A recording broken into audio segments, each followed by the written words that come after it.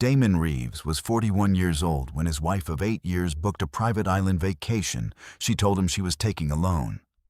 A solo retreat, she said, for her mental health, for clarity, for space she claimed she needed from a marriage she had privately decided was already over. She flew to the island on a Thursday. She brought a man named Prescott with her. She had no idea whose island she was standing on. To everyone who knew them in Charlotte, Damon was the quiet one, the logistics man, the husband who drove a company truck and wore steel-toed boots to work and spent weekends refinishing the floors in their split level on Runnymede Road. Vanessa was the one with momentum, the corporate attorney, the woman who filled rooms, the one her colleagues said was going places. Damon was the foundation beneath her, invisible, load-bearing, easily overlooked. What Vanessa had never once asked across 8 years of marriage was what Damon's family had been doing for 3 generations on a chain of islands off the Georgia coast. She knew he had family in the Low Country. She had visited once, 5 years ago, found it quiet and declined to return. She had never asked about the land. She had never asked about the trust. She had never thought to ask why certain calls he took always ended with the same phrase, "I'll have the caretaker check on it." She had checked into the island's main cottage on a Thursday evening with Prescott's luggage beside hers. By Friday morning, the caretaker, a man named Roosevelt, who had known Damon since childhood, had sent 3 photographs and a text message that said only, "You need to see this." What happened next would cost Vanessa everything she thought she had already won. Before we jump into the story, comment where in the world you are watching from and subscribe, because tomorrow's story is one you need to hear. The morning light came off the water differently in the Low Country than anywhere else Damon had ever been. He had tried to describe it to people over the years and found that the right words did not exist in ordinary usage.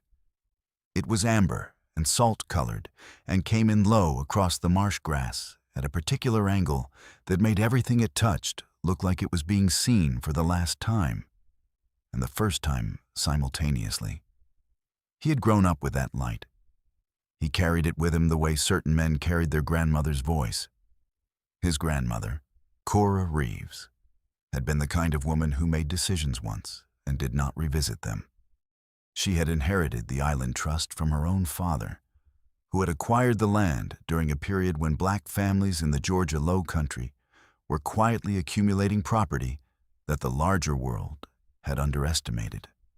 Damon's great-grandfather had been a man of few words and precise actions, and the land he had purchased for figures that now seemed impossible was the most precise action of his life. Cora had died 4 years into Damon's marriage, at 88, in the main cottage on the island, with the sound of the Atlantic through the open window. She had left the trust to Damon in its entirety. She had called him to her bedside 2 weeks before she passed and told him something he had turned over in his mind many times since. "You know what land is," she said. Her voice was thin, but her eyes were not. "It's patience made physical. Don't let anybody rush you off it. And don't let anybody on it that doesn't deserve to be there."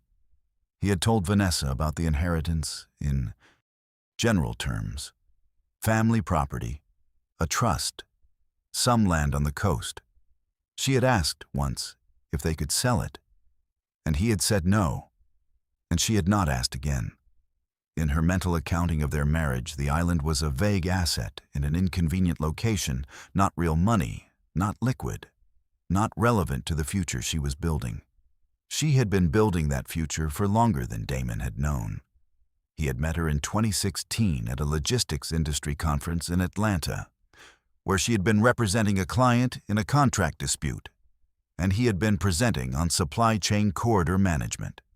She had approached him after his panel, which still surprised him when he thought about it.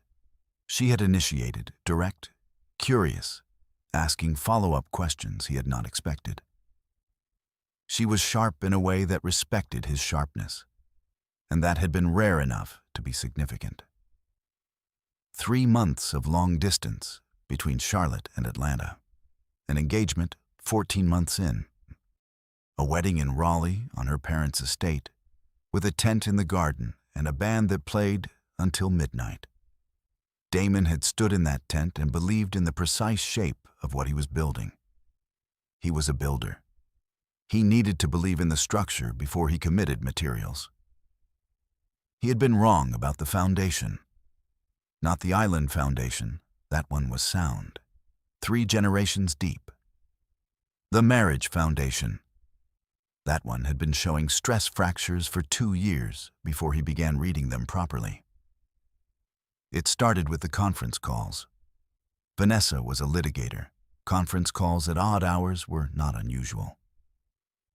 But there is a difference between a professional call taken behind a closed door and the particular way a door closes when the person behind it has something to protect. Damon had noticed the difference for 11 months before he said anything to himself about it directly. Then there was the trip planning. She had started mentioning solo travel 8 months ago, her need for solitude, for recharging, for a break from the density of their shared life. He had not objected. He had listened. He had noted that the solitude she described seemed to require a significant amount of new luggage. He came home on a Wednesday evening to find her on the back porch with her laptop open. The screen angled away from him with a fluency that told him it had been practiced. He brought her a glass of water. She thanked him without meeting his eyes. He went inside. He made dinner. He ate it quietly. The text from Roosevelt came 3 days later. He looked at the 3 photographs for a long time. Roosevelt was a careful man. He documented what he documented without editorializing, and these photographs were no different. 2 people on the cottage porch at sunrise. The dock. Luggage he did not recognize. A rental boat tied at the South Pier that Damon had built with his own hands 15 years ago, and that Roosevelt had been asked to have ready for a solo guest's arrival.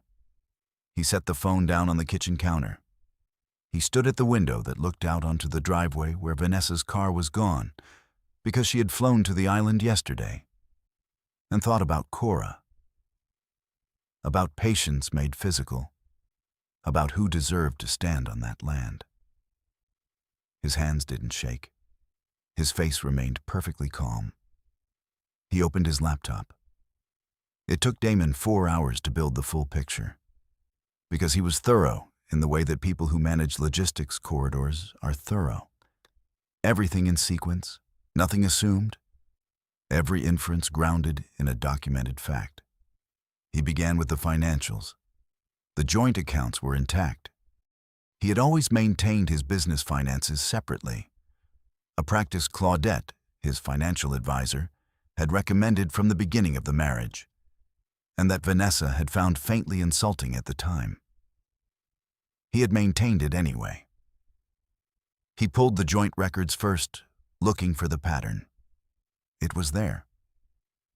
Smaller than he expected, she was careful, but consistent.